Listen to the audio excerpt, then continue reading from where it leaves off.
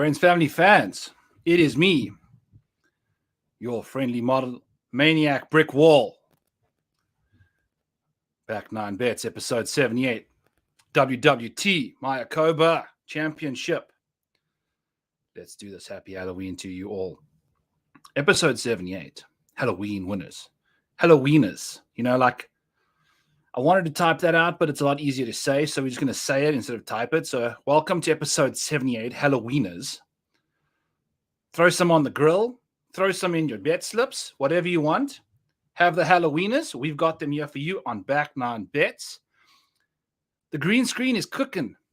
We are a floating brick outline, whatever you want to call this. I have no idea what the hell I am, but off we go. I think, you know what I could be is a diehard Jets fan, a brick wall of Jets certainty. If you are not watching this on YouTube and you're listening on Spotify, Apple, iTunes, the whole shebang, I appreciate you. But go and check out YouTube. It's the shizness. Look, I've even got my hand.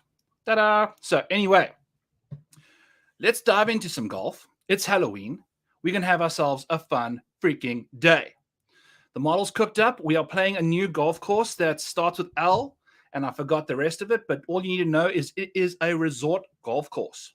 It is a resort golf course that has a bunch of wide open fairways, an expanse of golf course lusciousness that you can't do this to guys that play on the PGA Tour. You're going to be absolutely letting up tons and tons of birdies, and it's going to be a nightmare for these people. So we're going to have to see what cooks. Let me pull up the scorecard for you real quick so we can just explain some stuff. Let's share the screen before we dive into here. And as always, this show is brought to you by rotoballer.com. We'll get into that shortly here. But just a little quick update on what we're getting into here. So I took the pars and the whatchamacallits for the course. And you kind of just make your own little proximities. As you can see here, we've got 4 par 5s. We've got 4 par 3s. It's a par 72, 74,500, 74,052 yards long. And then when you take a look at the proximities, if you just do an average of 300 yards on approach, you will find yourself with a casual. What is this? 78% of shots coming from 150 yards and out. Now, that might change it a little bit. A few more go, into the 125 to 150 buckets, but a lot of shots, if you drive an average of 300 yards, will come from 150 to 175. So 22% of them from 150 to 175. 22 from 175 to 200. 11 from 200 to 225. And then another 22% from 250 plus. So as you can imagine, a lot of long iron expertise required on this golf course. Let's dive into the model, shall we? Let's dive into the model. This is Back 9 Bets, episode 78. Halloweeners. Congratulations to us for winning this week before it even starts. So thank you all for tuning in. Let's dive into the model here. What we do want to mention before we get going here is use code Maniac for 10% off at rotoballer.com. I also use rotoballer.com for all my other fantasy needs. I use it for NHL. I use it for, obviously, there's amazing tools like Spencer's model, my models for Showdown, all that jazz out there. But go use that stuff. It's 10% off. Code Maniac. Get you 10% off that jazz. Spencer's crushing. Go get the VIP package, the platinum package, and get yourself on the Rotoballer team today. Start rotoballing like a boss. Start joining the gang. It's $200 for the year. Use code Maniac. Get yourself $20 off. So that's what the deal is.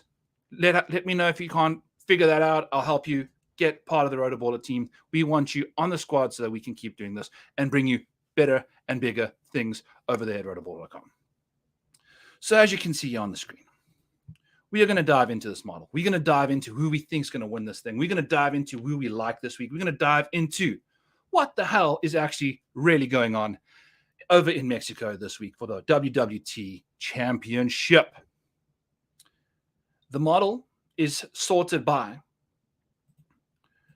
upside rank, which is recent form, a little bit more 75% projectile percentiles versus just an average of strokes gained. We're looking for guys to actually be thriving from certain specific distances. So before we do that, we just got to make sure we hard calculate a few more things before we rocking and rolling, and off we go. So as you can see, Cameron Young leads the model in ranking. He's first for safety and first for upside because the guy is a beast off the tee. He leads the field in distance. He's one of the longest drivers on the PGA Tour. He gains the most strokes off the tee on 7,200-yard or longer golf courses, and the guy's pretty darn good when it comes to 150 to 200-yard strokes gained. So he's going to be just fine where he needs to be. Out of the rough this week is going to be a penalty. But now the thing is, these fairways are so goddamn wide, it's going to be very difficult to hit there. So you got to bear in mind, out of the rough is not really going to be out of the rough this week. You know, you're going to be in the middle of the fairway or a part of the fairway one way or another. So just bear that in mind going into the week. That's what you want to wear on your model's settings. Cameron Young is going to be playing in his first tournament for quite some time. We haven't seen this dude for a long, hot minute. And now he goes over to Mexico. And boy, oh boy, is it going to be a golf course that suits his game. Distance off the tee is going to be paramount. I guess we never pulled up the settings, but basically we're looking for distance off the tee, good long iron players, birdie makers, par 5 scorers, easy golf course scoring, recent form. There's no course history to go off of. And if we're looking for any comp courses, I'm kind of thinking Mayakoba from the last few times they've played there because of the ravines and the mangroves on either side of the golf course. And then I also kind of put in a bit of Kapalua. I feel like that kind of, these resort courses, that's how it goes. So wide, big fairways with big greens, that's what these resort courses are like. They want some rich millionaire guy that doesn't know how to play golf to feel like he played really well on his vacation. So he buys more crap when he gets to the resort, although they probably are all-inclusive. But you get the gist. You want the people coming back, and that's why these courses are like this.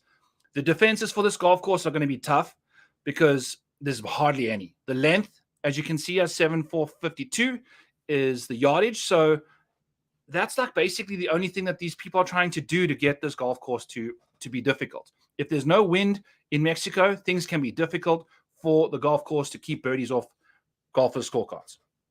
So Cameron Young at $10,900. We're going to take the ownership out of here and just make sure that that's not even there because it doesn't make sense because I haven't updated that. So 10,009 for Cam Young. He's number one in the model. The top 20 odds for this dude are negative, minus 120, which kind of isn't too shabby, but we couldn't quite get there. We like Cam Young, though, at 10.9. I don't mind him at all. I think his distance is going to be impeccable around this golf course. I think, it's going to be hard to not play the guy. He's a world-class player that's had some time off. Hopefully he's figured out the area of his game that's been struggling a little bit. So that's what's cooking over there.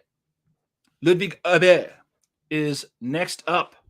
Didn't even butcher that name off the bat, which is a great start for the pod. Now, when we talk about Ludwig, he has no comp course history, hasn't played on any of those courses because he just graduated college just a little bit ago. The guy balls out when it comes to top 20s. He's one of the best top 20 raters in this field at 62% adjusted for strength of field and who's playing in this exact field. In fact, there's no one better than him when it comes to making top 20 appearances. So Ludwig Aubert is that guy. Second in the field in recent form. Off the tee, he's second in the field as well. The distance off the tee for him is fourth, just shy of Cameron Young. Dominates off the tee on longer golf courses, third in that department. Makes the second most birdies in this field. So things are looking good. When you want to bet Ludwig, bet him for first-round leader if you want. Put him in first-round leader showdowns, all that jazz. I think first round, second round, he dominates this field. Then we'll have to see what he can get up to on Saturday. That is going to be the most interesting thing to see. What is Ludwig going to get up to when it comes to dominating this golf course for 4 straight rounds?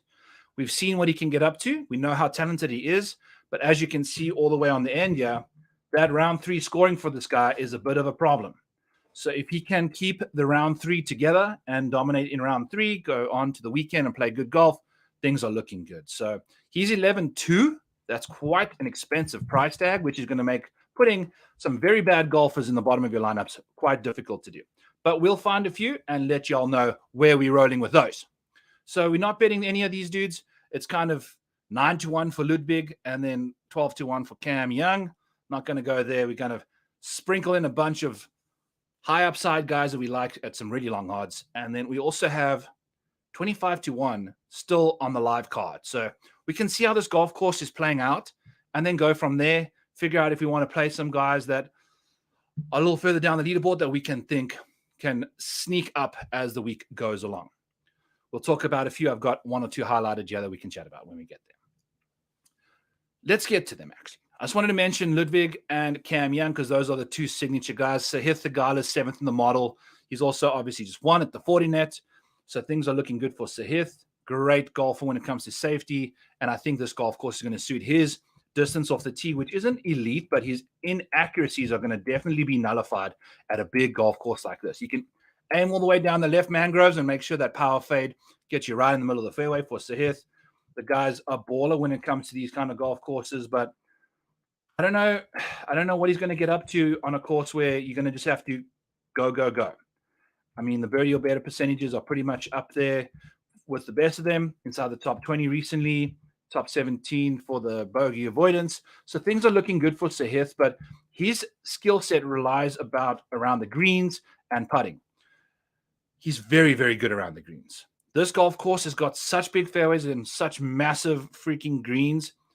If these guys are not hitting like, I won't be surprised if they're hitting like 80% of their fairways. Green regulation rates on tour average is 66%. I will not be surprised if it's well into the 80s this week. I think this golf course is going to be way too easy for these dudes. The fairways are too wide. The greens are too big. Green regulation rates are going to be massive. So you got to be able to putt well and get the ball close from far away. So that's basically the gist of it. Let's talk about our first outright. And we've seen a bit of drift in the market here for our main man, Emiliano Grillo. 35-1 for our boy G, who from Argentina. Now, remember, these guys are playing down back in whatchamacallit, all the way in Mexico, and Grillo's from Argentina. So it's pretty much similar continent, outside of the fact that Mexico is from the North America, but you get what I'm saying. Similar climates, similar situations, all that jazz. We'll see what G can get up to. We saw his numbers open up at 30-1, and I think there's 22-1s out there, and there's a 35-1 at Caesars.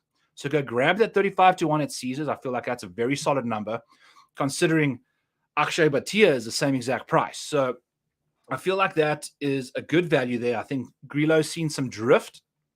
And when it comes to Grillo, he's been able to putt well lately. That's like what he does the best nowadays. 24th in the field in strokes gained putting, and he hasn't really been playing that well of late, but he did have a really solid finish in the last start. So I think he's starting to find his form again. He likes to play these fall events. The guy likes to stay busy in the fall and just keep rocking and rolling. He must hate his family, but off we go for Mexico for Argentina, Emiliano Grillo. Off the tee, 21st in the field, strokes gained baseline, and see what he can get up to there. 33rd recently. So all of that jazz is looking okay. But what we love the most about G-Man is the fact that from 150 to 200 yards, he leads this field in strokes gained. So you don't want to play Grillo at a wedge fest. And although we have played him in the wedge fest lately, no one is better in this field. And on tour, he's pretty damn solid too. But not a lot of guys are nearly as good as Grillo, gaining strokes from 150 to 200. So if you remember what we did with the holes, let's see if we can find them real quick. If we go from 150, we got about a quarter of shot. We got almost half the shots, 44% technically. Let's go with 4 out of 10 shots coming from 150 to 200. If you're the best in that department from that range, sign me the hell up for Emiliano Grillo. The guy's going to be gaining strokes like a beast from that department, and that's all we want. When it comes to gaining strokes off the tee on longer golf courses, he's 21st in the field. Love that. Birdie or better rates.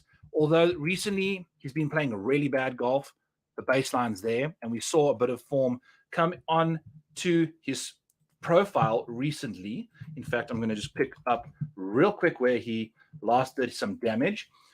And it was a T19 at nope, that's a lie, Zozo Championship, T10 for old G guy. So that's good to see. Gained some solid strokes. Looks like the distance returned. Looked like the accuracy's back. A lot to like from Emiliano Grillo. Sign us up for 35-1 for a top 5 as well. We're going to bet that because that's what we do now.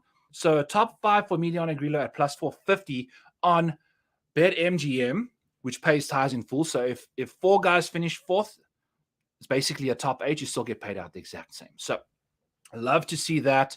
We're going to rock and roll with Emiliano Grillo and go from there. So that's our main guy, G guy, on the card. Round 1, he's going to be balling. So if he can keep that momentum going from early, and then keep it going into round 4, we love to see that. Next up, let's take a quick little sip of Ruski. Next up on the card, I don't even know where he is. We're going to have to look for this dude. Oh boy, this is awkward. Let's pull him up and search for his ass real quick. But I can't find him, and I'm panicking. Where the hell is he in the model? Yeah, not good. Okay, so this is the thing. He's all the way down here in the disaster zone of the model, and I still can't find him. Where the hell is Akshay Bhatia? Okie dokie. This is awkward. Okay, Akshay. I forgot exactly where. There we go. Okay, well done. We found him. Off we go. Akshay is 24th in the model. He's doing his thing. He's just hanging out. He's 40-1 when we bet him on Twitter. That's out there. And he's 35-1, pretty much any book that you look at right now. Akshay Bhatia for a top 5 is a casual plus 600, which is always nice to see. So we're going to be betting those two things. Now, when it comes to recent form, it's kind of okay, but the iron play has been a little sketchy for the main guy. It's the worst, the putting and the iron play has not been good. But what we're really relying on here is Akshay Bhatia's coastal. I'm not even going to pull up the model. We're just going to talk to you guys. Because Akshay, friends, family, and fans, dominates. He absolutely dominates when it comes to playing on these coastal resort courses. If you take a look at what Akshay has been up to in the past, it is sexy stuff. We're going to take a quick peek. In weaker fields, so this is one of the weaker fields out there. So he won the Barracuda T9 at the Barbasol. So when the stars are in the field, Akshay is not necessarily like down to party, but when it comes to other things, he does well. Oh, a 4th at Mexico. That's pretty damn good. The Puerto Rico Open, 2nd. A T7 at the Bahamas Great Abaco Classic in 2023 when he was on the Corn Ferry Tour. And then a T4 at the Bahamas Great Exuma Classic in 2023, which he won in 2022. So he's a winner of the Bahamas Great Exuma Classic, a T4 candidate there, a T7 at the Bahamas, again, the Great Abaco Classic. And then Puerto Rico Open, dominated, 2nd. Mexico Open, 4th. And then we get a weaker field. So there's a lot of stars aligning outside the fact that he's just playing like absolute dog shit right now. So that's the problem. But a 40-1 isn't terrible in a field like this for Akshay, who once you get out of the Americas, he tends to thrive. So we'll see what he can get up to. We like what we can do with that.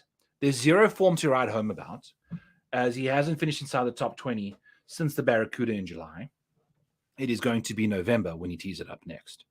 So that's what you're going to be dealing with Akshay. But hey, 40-1 in a field like this, we're going to go with it. See what happens.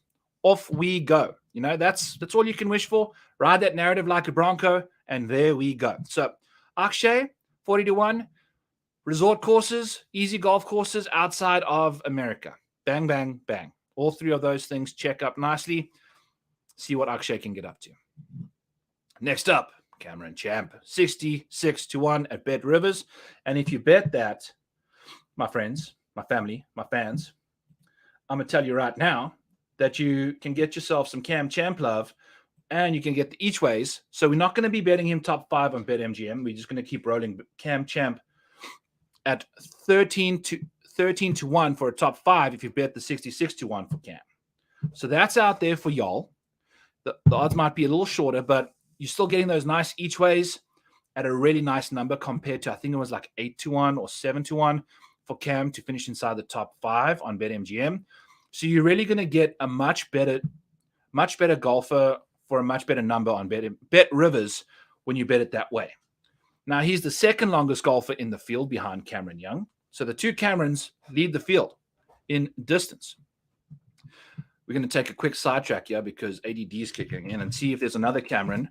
Oh, no, Cameron Percy, not nearly the longest. Oh, boy. So I was kind of curious to see what the other Cameron was in the field, and it's Cameron Percy. But Cameron Champ, friends, off the tee on golf course is 7,200 yards or longer, 10th in the field. His baseline for the year, strokes gained from 100 to 150, 127th in the field. From 150 to 200, 25th in the field. That's kind of delightful. I'd love to see that from him. The putting has been gaining in 2 of the last 3 starts. The birdie or better rates in the last 24 round is 25th in the field. So he knows how to make some birdies. He knows how to drive the ball far. He knows how to hit long irons well. And let's take a quick peek. He's like 2 average for par 5 scoring. So you're going to see how he does. We're going to see what he can get up to. I love Cam Champ at this price tag, $7,800 on DraftKings. You know, he seems to have found a bit of his game lately. We like how this course sets up for him. And guess what, friends? Cameron Champ in Mexico plays pretty well sometimes. It's another one of those situations where he goes to, if you think about Vedanta, the Mexico Open, that's another good comp course, which I failed to mention earlier. When Cam Champ plays out, they finished T8 this year. And I believe the previous year, when he went to Mexico, he finished T6. So he likes himself a nice Mexican golf course. That's a resort style. I don't think he's found himself too many times at the Tournament of Champions. But I like Cam Champ's chances this week. 66-1, distance off the tee, good long iron player, putts pretty nicely on past Palomar, has good results. We don't know how well these guys putt. We can only watch. But he's playing some good golf. He's doing his thing. I think this golf course suits his game quite nicely. And he's had 2 top 20s in the last 3 starts. So sign me up for Cam Champ. Let's freaking go. $7,800 is also very affordable for a guy that makes a decent amount of points. Lately, he's been playing quite nicely lately. So Cam Champ, 66-1, baby. Let's freaking go. Next up on FanDuel, I think it's drifted to 90-1 now. I grabbed it at 80 on Monday morning. His name is Sam Ryder. And Sam Ryder, friends, is a pretty darn good from 150 to 200. So we're going to like what his chances look like on this kind of a golf course. He's also 80-1. He's also the 4th best approach player in the field, even after a little bit of an issue the last little while. You know, the last little while he's kind of drifted off the planet a bit. We've been on him since the 40 net, pretty much, since we saw those approach numbers going bizarre. And then the Sanderson Farms and the Shriners, he kind of went to neutral when the putter and around the green game started coming back. Now, the reason why I like Sam Ryder in particular is if you take a look off the tee, 85th in the field. Not very good. Doesn't have a lot of distance. But even though he doesn't have a lot of distance, he doesn't have a lot of accuracy either. So at least the accuracy is going to be nullified a little bit this week. With the massive fairways, I think we can get away with that. One of his worst parts of his game is going to be nullified at a golf course like this. So we can just lean on those irons to hopefully, it would be such a shame that we've got on the guy as soon as we saw his irons taking off, and then he just forgot how to be a good iron player. So hopefully that takes care of itself. I don't know if what's on the screen is making me all weird, but I've got some interesting stuff going on there. Let's see what he can do. He can dominate on approach. We can see what he can do on the greens. You know, we've seen him putt well in the past. And then his biggest issue off the tee is not going to be an issue here. So he's 90-1, 80-1. I don't care. You know, we'll see what he can get up to. Plus 280 for a top 20 as well. Let's go and grab that ticket right now while we're at it. I think it's going to be a solid bet for him. He does that about 21% of the time. Not ideal, but it's plus 280 for Sam Ryder to get inside the top 20. In a field like this, he's sitting 10th in the field in the model. So hopefully he can grind away and get back into that solid form, because he's pretty much let us down at the Shiners and the Sandersons and the Zozo. He's just done nothing, you know. So hopefully it's a bit of a bounce back in a different country We'll see what he can get up to. Yeah, Sam Ryder, friends. That's what you get from Sam Ryder this week. We'll see. We'll see what he can do. We'll see what he can do. Next up is going to be Brandon Hu Tang. Old Brandon Hu doing his thing. I love me some Brandon Hu in Mexico. There's a lot to like about him. He's sitting 26th in the model. He's 90-1 at Bet Rivers. And off the tee, he's 24th in the field, 57th on the longer golf courses. He lacks a bit of distance, but that's okay. Not imperative to be exceptionally long as, you've got other traits in your game that kind of make sense, which he does. From 150 to 200, he's 10th in the field in strokes gained. Sign us up for that. He's typically a very good birdie maker, and he's a very good guy when it comes to not playing well in elevated events and dominating the non-elevated events. That's what Brandon Hu does. So what he can offer us in a non-elevated event in Mexico, again, mind you, I believe Brandon Hu, the last time teed it up in Mexico, had a really solid start. Finished third in the Mexico Open. Second at the Pebble Beach Pro-Am. Missed T32 at the Worldwide Technology Championship last year at Mayakoba. And in 2022, he had a decent few starts at the Mexico Open. He finished T2 again. And the Puerto Rico Open, he finished T3. So there's a lot to like from the Wu-Tang Clan. And I really like what he can get up to in these non-elevated events. Brandon Hu, friends, another Akshay Bhatia type situation here on this golf course. The long approach shots are going to be where he dives in to the field, and he's playing on a resort course where he's shown some propensity to thrive. So Brandon Hu on the card, 90-1. Sign us up for that. What does he go for on the top 5 market? Sam Ryder, by the way, is 11-1 to finish inside the top 5, which we will be rolling out. Brandon Hu is 12-1. So that's delightful to see. And off we go with that. So we like Brandon Hu for those reasons. Troy Merritt, next up, 120-1.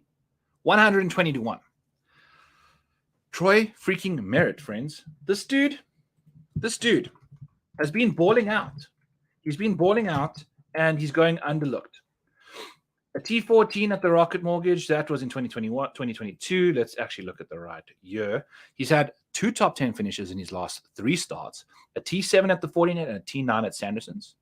Had a bit of a Shriners Open problem where T64, but he had one bad putting round there, and the irons seemed to leave him. His game is moving in the right direction again. The around the green play is typically what he does well too, but he can be really solid on approach. He can be pretty good off the tee and has shown recently that his putter might be bouncing back. I feel like at 120-1, he's a solid bet. He's a very solid bet. So we're going to go to Troy Merritt. We're going to find him in the model here so that we know what we're actually talking about before we really start diving into what he gets up to. But if you take a look at what he gets up to off the tee on longer golf courses, he's 21st in the field in that department. His wedge play from 100 to 150 is 88th. Not good in strokes gained there, but if you go to 150 to 200, it halves to 41st. So that's good to see. And then that's about it. Like the birdie rates have been pretty solid lately. The bogey avoidance has been pretty good. There's a lot to like from the man. We'll see what he can get up to. He's 120-1. Like that's a very fair number in a golf tournament of this stature. He's 58th in the model for upside. He jumps from 82nd in safety. So he's moving in the right direction. His recent form, the last 24 rounds, is 46th. But again, the 2 of the 3 tournaments that they've started in 2023, he's finished inside the top 10. So, sorry, not 2023, the fall swing of 2023. He's finished inside the top 10 twice, 3 of the 3 tournaments he's played. So that's good to see. He's very accurate, so he's not going to be in the mangroves. Not that it matters, but putting it out there. He's $7,200. I'll be playing Troy Merritt in DFS as well. And he's also just a top 5 guy that we're going to be betting as well. I think he's also 12-1. So, yep, 12-1 for Troy Merritt to finish inside the top 5. let's freaking go. I mean, he's had a T7 and a T9 in his last, 2 times he's finished inside the top 10. So that's not too shabby. In a field like this, let's see what Troy Merritt can get up to. Hopefully that putter starts rolling him in for him again. And then we've got another guy, another dude that is in 68th in the model. But if you want to take a look at what old Henrik Norlander gets up to, friends, he's 220 to 1. 220 to 1 for somebody who, mind you, finished second at the Sanderson Farms just 2 starts ago, and then a T35 at the Shriners. So he is finding himself quite in some form. And the T35 at the Shriners, he lost a bunch of strokes off the tee. He typically does in general, but gained a bunch of strokes on approach to finish T35. And he's gained putting both times. Now we go to a golf course where, might I add, he's finished T22, 22nd at the Corrales Punta Cana Championship, resort coastal course outside of America. T15 at the Puerto Rico Open. T15 at the WWT Championship, which happened at Mayakoba this season, aka November 6th of 2022. And then if we take a look at the stuff that happened before that in 2022, it's been pretty bad until, he gets to this year. But what we do like about Henrik Norlander is his ability to play good golf at coastal courses. So we'll see what he can get up to lately and go from there. But he's playing some solid golf. We get some ridiculous odds. Imagine hitting a freaking bet at 220 to 1. We are watching. Are we wearing a green costume, Darbo? I wonder. No, I am wearing a brick costume, my friend, that's got a massive hole in the middle. So, welcome to the show. Thank you for joining. I'll be joining you later. I will be on the Win Daily pod, though, doing the draft cast later. So, don't mind me, but I will definitely show up to Sweet Spot DFS YouTube later this evening. Thanks for tuning in, Dobbs, my main man. What do you think of Henrik Norlander's chances on a golf course like this at 220 to 1? So if you want to bet Henrik Norlander to win this thing, and if he doesn't, you're still getting him at 20 to 1 to finish inside the top 5. So sign us up for that. It's basically almost the same odds as goddamn Emiliano Grillo to win the thing. So I don't mind some Henrik Norlander stuff going on in our lives for the top market and go from there. So that's what's cooking on the outright side of things, friends. Thank you for listening to all of that. Let's dive into some top 20 bets that we have ourselves rocking and rolling for the WWT World Championship. Why is the model not working? There we go. Okay, so our first bet on the card for a top 20. We already spoke about a casual Sam Ryder top 20 at plus 280. Now we're going to talk about our very first bet, and its name is Davis Thompson. He is third in the model. He's only had 4% of his starts, which are 21 of them. 4% of them have finished inside the top 20. Not very good, and it's mainly got to do with the fact that he doesn't quite get through the weekend. Not ideal, so maybe we roll Davis Thompson out for also, like, if you're feeling frisky, a top 20, like, after round 1. That's not terrible. A first round leader after round 1.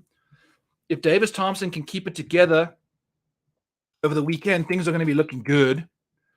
He's 87th and 111th in strokes gained over the weekend, though, on Saturdays and Sundays, when he's 10th and 23rd in strokes gained on Thursdays and Fridays. No bueno. But as we mentioned, this is a long golf course. Some big hitting is required. He has got the 10th best distance in the field, and he's also the number 1 par 5 scorer in the field. 4 of those in this venue. So if you're going to be playing 4 of 18 holes that are par 5s and a few other par 4s that are quite long, similar to par 5s, you want a guy that dominates par 5s, don't you? And Davis Thompson is that guy. So I'm sure if you take a look at Tee Off Sports model, I think that also popped for Davis Thompson doing his thing. And then the recent birdie or better percentages for the guy at $8,300 is 5th in the field. So I absolutely love Davis Thompson from a DFS play. Love him for a top 20, although he really hasn't had one of those recently. We saw him dominate pretty nicely at the Amex, which was a long, long time ago. but he had a T16 at the Sanderson Farms actually 2 weeks ago. So that's not too shabby. A T22 at the Wyndham and a T24 at the Rocket Mortgage Classic. So those are all kind of golf courses that we really, really like for Davis Thompson to thrive on. And we'll see what he can get up to. I really like what he can do in that department with the distance and the par 5 scoring. That's why the model's kicking his ass out here for a top 20 at plus 220. That's Davis Thompson for y'all. Let's dive into our next guy, Lucas freaking Glover, friends. Plus 163 for old Glove Dad at plus 163 for a top 20 on Bet Rivers. We love Lucas Glover for multiple reasons outside the fact that he ended the season balling out like a beast. Was a bit of a Ryder Cup snub and hasn't played much golf since. And he's going to be coming to a golf course that he should find quite user-friendly to his skill set. He's not necessarily the very best around the greens, but that's not going to be a problem here because we know that Lucas Glover no longer has to worry about putting. What am I talking about? He's not very good around the greens. And like I said earlier in the show, we're probably expecting 80% green regulation rates at a golf course like this. So sign us up for Lucas Glover just to pound greens, pound fairways. He's 8th in the field in strokes gained from 150 to 200, which we mentioned we're going to see probably 4 out of 10 shots from this week. As a beast. And the putting has got remarkably better. He's 4th in the field in birdie or better rates of the last 24 rounds. And then all we got to do is avoid the par 5 scoring for Glover is actually pretty bad, eh?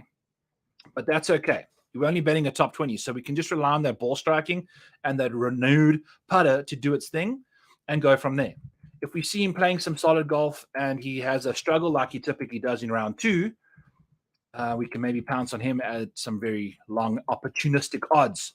But we're going to bet Lucas Glover at plus 163 at Bet Rivers for a top 20. He typically does that about 18% of the time.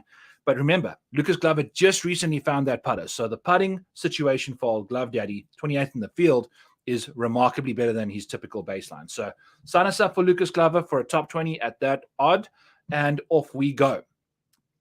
Next up on the board, we spoke about Sam Ryder already. We're going to go to Kevin Yu, and it's only going to be, that's an interesting, let's change that one quick. Make it look Bet Rivers O. Difficult to type in this bad boy, but off we go. All right, so Bet Rivers. Oh, wow. Now we've changed it to a smiley face. We are unraveling here. But what I want to mention about Kevin Yu, we're going to bet a quarter of a unit on this dude to win a unit. I'm not going to throw my money away on a guy that doesn't necessarily get it done like you'd hope. But at a golf course like this, Kevin Yu has got immense power. He's got tons of distance off the tee. And his iron play is sensational from 150 to 200. He hits the 7th most good shots from 150 to 200. He makes birdies in bunches typically. And the problem with this guy is he just can't seem to keep it in the ballpark. Now it's going to be a big, wide open Mexican fairway. I think he's going to have a much better opportunity to play some much better golf there. The putting is a massive, massive issue. We'll see what happens, but I think he can just 2-putt his way around there. As long as he's not 3-putting, then we're good to go. What does he typically do on the 3-putt side of things? Not good. It's not good from a 3-putt, but you know what? Getting 4-1 odds for a top 20 for a guy that's got incredible ball striking, for a guy that's really, really good off the tee, and he dominates on easy golf courses, makes tons of birdies. So that's what you're going to get from Kevin Yu. That's why we like him at 41, but we're only going to bet a quarter of a unit. Nothing too crazy, nothing too sensational, just a quarter of a unit for Kevin Yu. And then our final bet for the top 20 card is going to be Andrew Putnam. We like ourselves Andrew Putnam at plus 275 to finish inside the top 20. He is not necessarily going to be a guy that kind of makes a ton of sense for this golf course. And this is a complete lie. We've got stuff going all over the place here. Why does it say top 40 here? And we've also changed it around. I don't know what's going on with the model. I think I hit some buttons and it recalibrated a few things before we got here. Let me just make sure that Andrew Putnam, you know what? We're not going to bet this one. I'll go check in with Breaking 100 and we'll go from there. That's where we're going to go. But Andrew Putnam is sneaky for a top 40 though. I'll put that in the article later this week. So that's what's cooking on the top 20 side of things. Let's dive into a few DFS guys we kind of like. We're going to filter here by DFS dollar per DFS point real quick and just see who shows up for some value. Peter Quest on a golf course like this, to me, just, oh boy. I mean, you're paying $99 for a DFS point, which is quite cheap. There's only 4 guys under $100 typically getting those kind of values. So Peter Quest at $7,300 is getting you a ton of points at a very low price. And if you take a look at what he gets up to, Peter Quest finishes inside the top 20 once every 5 times he tees it up. The only problem with him is he struggles to finish on Sundays. 6th in the field in strokes gained on Thursdays, 18th on Fridays, 8th on Saturdays, and then 76th on Sundays. So that's your problem. But if you want to parlay a few showdown Thursday, Friday, Saturday slates with Peter Quest in them, go for it. I think that's a great way to go. I think round 1, round 2, round 3 matchups are a great way to attack Peter Quest.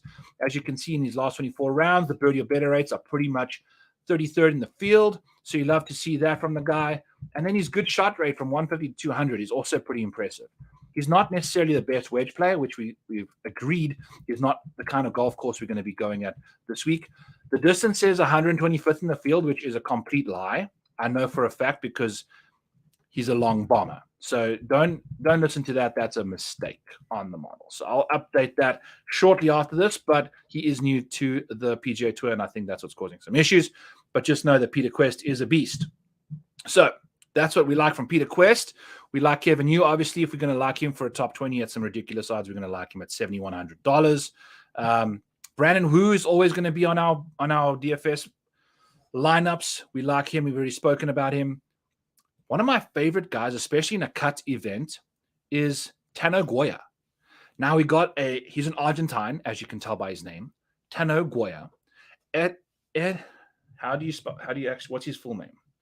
It's like Estanislao Goya is the man's real name, but we're just going to go with Tano because that's a lot easier to say, and we appreciate the fact that he doesn't go by his real name on the data sites. But if you take a look at this guy's profile, 5% of the time he's finishing inside the top 40, but 52% of the time he's finishing inside the cut. He's making it to the weekend half the time. So yeah, at $6,400 in a cut event, Tano Goya is our guy from Argentina playing in Mexico now. And I know I mentioned that say from the same continent. It's not the case, but it's the same sort of environment. I think he's going to play some good golf in Mexico this week. Let's see if he did any. Puerto Rico Open, T11. Mexico Open, T60. So he does his thing every now and then when it comes to playing some good golf outside of the United States. So he's $123 our DFS point at $6,400, which will get you quite sexy in your rest of your builds. So absolutely love that. Brandon Wu, as we discussed, Augusto Nunes, same situation. Makes a bunch of cuts at $6,300. 41% of the time he's making it to the weekend, but only 5% of the time he is finishing inside the top 40. So again, another Argentine who's going to be doing his thing over there in Mexico. So like what he can get up to. Trevor Cohn is also $6,300. He is $127 per DFS point, which compared to Peter Quest, which is $99, that's a very affordable price tag at $6,300. Typically gets you about 50 DFS points on average per tournament, which isn't too shabby, and also makes cuts at about 4 out of 10 clip. So like what you can get there, and guess what? Trevor Cohn absolutely mashes it off the tee. 3rd in the field in distance. Absolutely love that from the man. And then we can see some good shots coming from 150 to 200. Trevor Cohn will definitely be one of the sleepers that we have in our squad. Dominates the par 5 scoring for someone that's $6,300. He's 26th in the field in that department. So love what we're seeing from Trevor Cohn. He's 25th in the model, mostly because of that distance. Very, very nice distance there from the man. Ball striking beast. So if we can just avoid disaster on the putting surfaces, who the hell knows? But like we said, massively wide fairways. Roll these guys out that have distance. And Trevor Cohn, he's our guy. So love that. Let's find a few other guys like Harry Higgs. He's got a bit of distance off the tee for the most part, but he's $6,300, and I think he played pretty nicely out there in Mayakoba. Although I did see him on a subpar podcast screenshot the other day, which is kind of interesting. But yeah. Darby, I'm only seeing your comments now. You are not wearing a brick costume. Yeah, I am. But I don't have bricks on my hands. So, it's difficult to type with brick fingers. But anyway, we are scooting down the board. We do love Sam Ryder at $7,600, obviously. Doug Gim in any continental continent. I keep thinking Mexico is not in America. It's outside of America or the United States, but it's on the Northern American continent. Byron, get it together. Doug Gim, sign us up for that. MJ Duffy hits it a country mile at $6,900. So if you're just going to be looking for guys that do some nice things, MJ not necessarily playing in America, a little bit of weight off his shoulders. He plays quite nicely out of the rough typically. So with a lacquer rough, I don't know how that's going to go, but he makes tons of birdies, dominates the par fives, and MJ's a lengthy South African off the tee. Let's kind of find ourselves a few other guys that we want to roll out here and see where we're kind of enjoying. Obviously with, Darbo liking Duffy as well. I like Duffy, buddy. You know me and the South African boys, we're always going to roll. We're going to roll hard and we're going to roll far. Justin Sir, look at this dude. The safety is through the roof. The top 40 rate is terrible. For someone that makes this many cuts, it's like, and just to clarify, if you're watching for the first time and you missed the last time we did this, 101% safety rating means he makes the cut 101% of the times. That's obviously not possible, but it's adjusted for this field based off of how many times he makes the cut, based off of who's in this field and the kinds of fields he's played in the past. So Justin Sir makes the cut a lot, but he doesn't necessarily convert to T40s. So he's one of these guys. If you take a look at his random scoring, look at the second in the field in strokes gained, round 1 and round 2. 93rd in round 3, 135th in round 4. So Justin Sir is a definite round 1, round 2 showdown guy. Definitely want to bet him for round 1. Anything if you're kind of into that. Oh, it's just so sad to see that he just can't pull through over the weekends. So that's something that we're going to have to monitor. The model's telling us to bet Keith Mitchell for a top 20, although he hasn't done much in a long time either. Let's take a quick peek at Keith Mitchell and see what he's got up to in the last little while. T21 at the Zozo, T5 at the 3M. Okay, Keith, we see you. Got tons of distance off the tee. Typically needs hardly any accuracy issues because he's one of the best drivers on tour. So, yeah. Keith Mitchell is plus 200 for a top 20 as well. We're going to play Keith Mitchell at $800. Maybe he can get the putter working. We've seen some decent form in the last 4 starts. Tons of distance. The approach play is hit or miss. We'll see how it rolls, but just banking off some, but $8,800 is quite expensive. He does make a decent amount of birdies, though, for $138 a point. You're going to get your guy that's typically 16th in birdie or better rates and makes 64 points per a DFS start on average. But he's also one of these guys that gets progressively worse as the week goes along. Is that really what you want to get your hands on? 8th in round 1, 35th, 67th, 80th as the week goes along. You kind of want to see it almost the other way, don't you? That's kind of what you want to see from a guy, but his upside rank is 9th in the model. 200 plus 200 for top 20 is an interesting call. We'll see what happens there. This brick mask of mine is quite itchy, by the way. So just putting that out there in the atmosphere. Ben Griffin, one of the most inaccurate drivers of the golf ball. 43rd in distance off the tee, though. Very solid there. Not going to like his proximity numbers from 150 to 200 at this golf course. So we're probably going to leave him alone a little bit in that department. Can't say I'm that thrilled about what old Ben Griffin can get up to. Let's keep scrolling down this board here as we scroll to the names that are a little more expensive at dollar per point, but still going to be worthwhile because there's going to be some solid names. KH Lee has not necessarily been playing that well lately. But if you think about a golf course that's a TPC type venue, resort courses have got 4 par 5s, so do most TPC venues. KHD does his thing. Oh, and guess what? After an atrocious end to the season, we've had a T14 and a T7 in his last 2 starts in the fall swing for KH Lee Monster. And what is his par 5 scoring like? Pretty solid 41st in strokes gained from there, blah, blah, blah, from 150 to 200.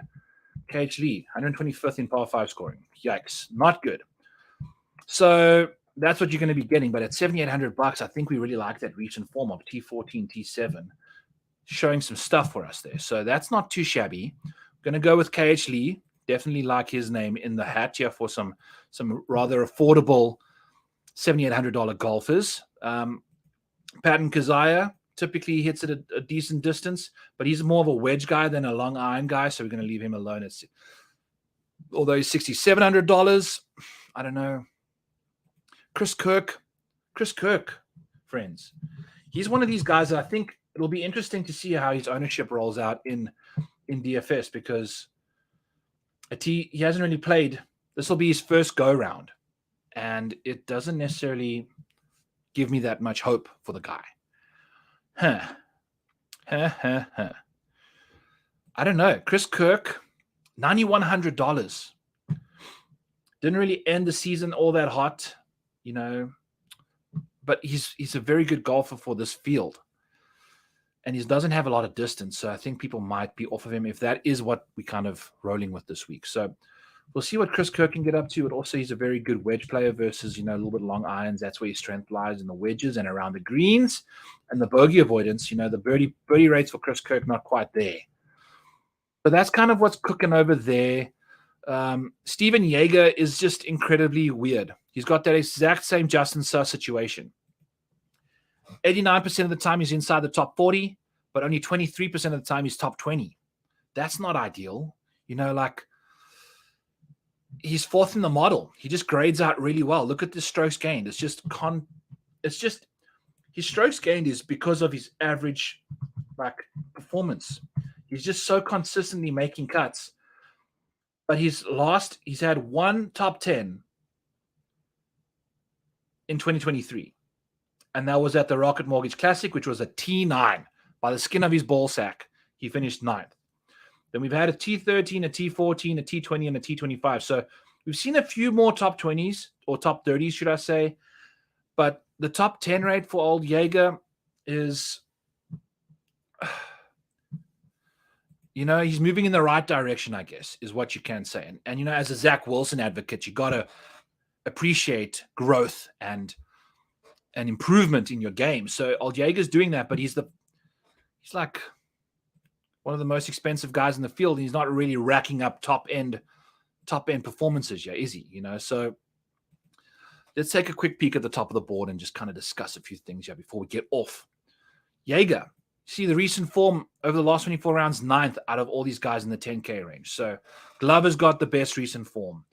Aberg, we butchered it finally in 52 minutes in. But Aubert, second. So Yeager, I know people love him, but he also I think he makes a ton of birdies, 71 points per, DFS contest, but it's not going to be like immense upside. He doesn't make tons of bogeys, but he doesn't make that many birdies either. So, compared to the other guys around him. But even Sahith, birdie or better rates recently, also a little sketchy. Glover making tons of birdies since he started playing. Aberg, God damn it, I said it again. Second in the field in birdie or better rates. So the Aubert guy makes a bunch of birdies, which we love to see. And the DFS points, he's like one of the more affordable guys in the 10K range. So absolutely love that. See you later, Dobbs. Catch you on your pod, buddy.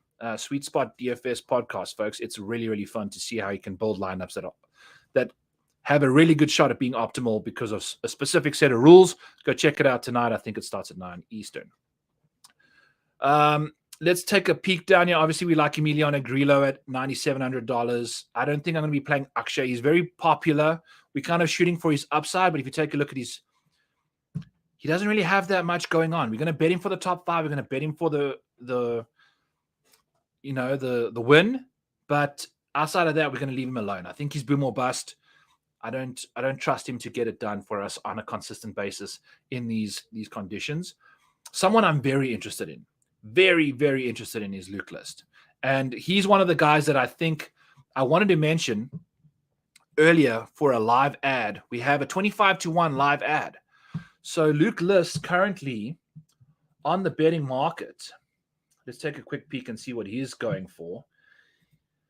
He just won a tournament, which was incredible because he's putting well again. So Luke List is currently 40-1, which is appealing. We can probably still pull the trigger on that. But what I like about Luke List is the fact that he starts off really slow. 104th in strokes gained in round 1, 39th in round 2, 23rd in round 3, and 4th in round 4.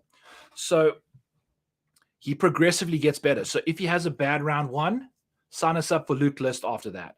That 40-1 should get a little longer. We can add into the card at quite like a 60-1 maybe, or 70-1, knowing that he typically gets much better as the week goes along. Luke List makes a ton of birdies, friends. So play him in DFS, and especially now that the putt is figuring itself out. Who would have ever thought we could say Luke List is inside the top 20 in a field in strokes gained putting over the last 24 rounds? That is ludicrous, List. Ludicrous. T25, T18, and a win in his last 3 starts. Holy, what the hell is going on with Luke List's game? He's gained putting in 3 out of the last 4. In fact, 4 out of the last 6 he's gained putting. So, that is unprecedented territory for Luke List. Obviously, he gained a ton of putting at the Sanderson Farms, which, obviously I never could have expected. But here we are. Talking about Luke List balling out. Distance in bunches. 8th in the field in distance off the tee, 3rd in the field in strokes gained on longer golf courses. So there's a lot to like from Luke List. Put him in your lineups at $9,000. He's a little expensive on dollar per point, but we know that is for the season. He's been playing much better in the fall. I mean, geez, 3 straight top 25s, including a win. Incredible stuff. So at a golf course like this, he's not necessarily the best long iron player, but the guy's a baller. He's got tons and tons of length off the tee and makes a ton of birdies. So we'll see what old Luke List can get up to. Now that he's putting a lot better. I think that's going to be a lot of fun to see. And also, something you have to remember, and it's what I figured out during the Ryder Cup time and kind of try to do, which I might try and do with the model a little bit more, is Luke List, when he's 8th in distance off the tee, we mentioned that a lot of shots are going to be coming from 150 and out, but Luke List is going to be hitting at 330. So he's going to have a whole bucket in between him and an average driver on the PGA Tour. So he can easily be out there hitting closer irons. It just helps hitting your driver that long. So sign us up for Luke List. Chris Gotterup has finally made it onto the PGA Tour, and he's $8,200. That's really expensive. That might come at a nice ownership discount there. So we'll see what he can get up to. Dominates off the tee, and he's got his tour card now through the Corn Ferry Tour. So that's a lot of fun stuff to look at for old Chris Gotterup. And then Taylor Montgomery is always going to be a birdie machine. Although his iron play is very sketchy, he's a very good wedge player. He's not a very good long iron player. But as we mentioned, his distance off the tee is pretty solid, and he makes tons and tons of birdies because of his putter. So if you're going to play a guy in DFS, play Taylor Montgomery at $7,900. Yeah. So that's pretty much it, friends. That's going to be it for me for the pod. I'll be on the Win Daily Draftcast later tonight, 9 Eastern. It's going to be a lot of fun in an hour's time there at Win Daily. And come join us. It's going to be lots of fun there. Go check out Darbo after the Win Daily pod. And yeah, go check out rotoballer.com for 10% off. Use code Maniac. Going to get all the good stuff there. You can get a full year subscription for under $200, $180 there for the year. Get all the fun stuff that our wonderful, wonderful providers over there at Win Daily. Rotoballer will be popping out there with me, Spencer, and Joe. And we got Ian and a few other guys doing some wonderful things for us. So tune in. Thank you for tuning in. We always appreciate you. Happy Halloween, episode 78. Let's have ourselves a week. Let's dominate this week. Let's have fun betting golf and make some cash, boys and girls. Linda Q out.